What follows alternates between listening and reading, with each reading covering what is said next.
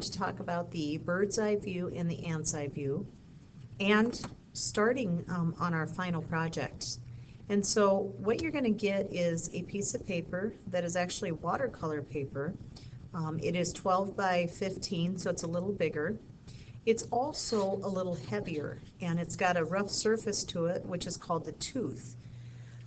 Because of the thickness of the paper, because of the tooth and the ability to hold water, watercolor paper in general tends to be a little more expensive. And so with that, I'm going to tell you that you get one piece of paper, and we're going to use it, and we're going to use it wisely. With the perspective that we're doing, we know there's going to be some erasing. So with that in mind, we know that we have to draw as light as possible. I currently have two pieces of paper here, and this one's a little bit zoomed out, but if you zoom in, you can see my lines.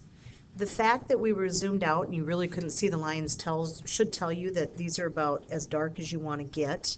I could even go quite a bit lighter. So you're going to have the option of doing the ant's eye view with 12 buildings or the bird's eye view with 12 buildings. And I have two papers here started, so I could kind of give you an idea on how to start. With the ant's eye view, we are going to be looking up at the buildings, and this is where the sky is going to be in this area. With the ant's eye view, I would encourage you to start with 4 lines, 2 that are above and below and 2 that are to the sides. You can take a guess on where the middle of your paper is. Usually you're going to be pretty close if you guess. And again, we're using pencil, so if it looks like it's off to the side, erase and start over. But anyway, this is where my vanishing point is. And we've talked a lot about as things get closer to the vanishing point, they're smaller. And as they get further away, they get bigger. So we're going to use the vanishing point to go to each of these lines and draw the lines coming out. This is the look of kind of like diving boards for some of us. Some people can't see it. So I'm going to do this on all 4 buildings.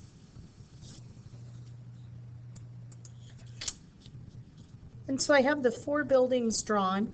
Now I got to have a total of 12. So the easiest way to do this is just to say, okay, to kind of balance it out, I'm going to do 3 buildings here, here, here, and here. As you get closer to the corners, you're going to change the way we see it, which means you're going to see more sides of it, and nothing wrong with it. But I do want you to keep your buildings horizontal, vertical, just so you really get a good understanding of where they're at and where using the vanishing point. So from this, again, I'm going to do 3, 3, 3, and 3. So I'm going to go ahead and draw some buildings that are closer to the vanishing point and obviously taller than the ones I started with. I'm going to show some overlapping also. So I've got these 2 buildings that are started, the tops of them. So I'm going to go from the vanishing point and draw my line away from the vanishing point.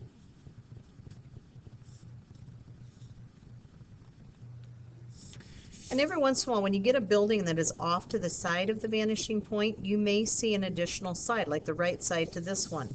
So I can just take my ruler and draw a horizontal line, or excuse me, vertical line down.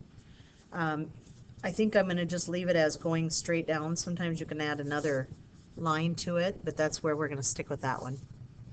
If I'm doing buildings on the sides, then same thing applies, but now I'm going to start with vertical lines. Yeah, we'll have more overlapping on this one. And so I'm going to do the same thing from the vanishing point.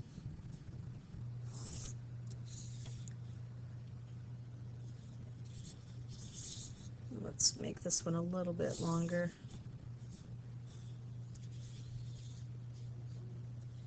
Now this one's a pretty good sized building. There's nothing wrong with that, but that's a pretty good sized building. We're going to be painting these, and so we're going to do some different watercolor technique in the sky, and so you do want to leave some of the sky visible. Again, because of where this one's positioned, we would see a horizontal line from there, so we'd see the right side and the left side.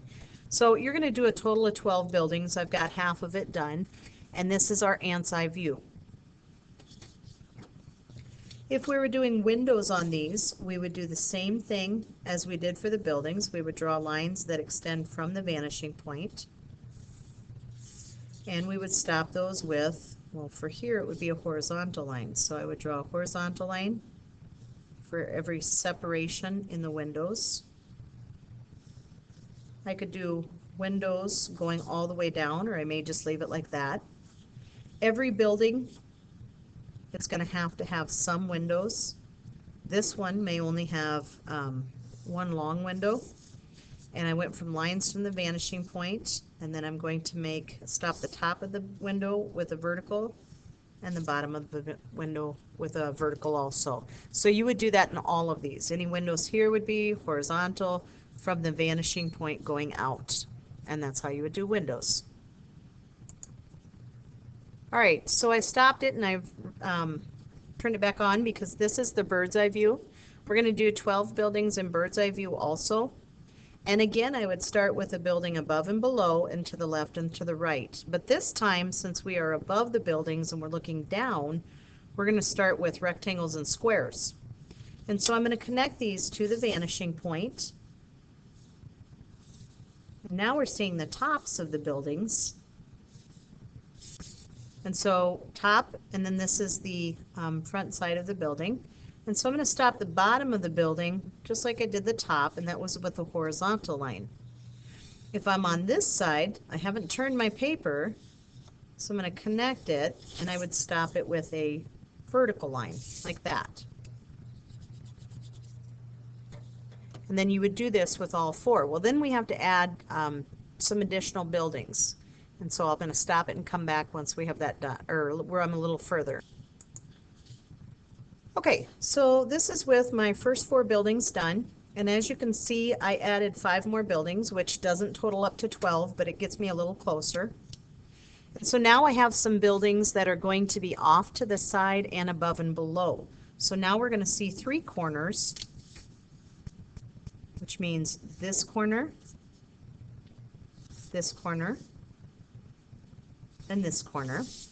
And eventually I'm going to stop this building. It's going to hit ground at some point. And I'm going to repeat the vertical and the horizontal that we see there. So I would draw a vertical right here and a horizontal right there. Same thing applies with your other buildings. In fact, I wanted to show this one right here as it being overlapping others. This one might even be running off the paper. I'll just have it kind of running off. And so this building is in front, and there's nothing wrong with that. In fact, I think it adds a bit of realism to it. So we're going to go ahead and show the bottom of this building with a horizontal and a vertical. And we won't see the entire building over here because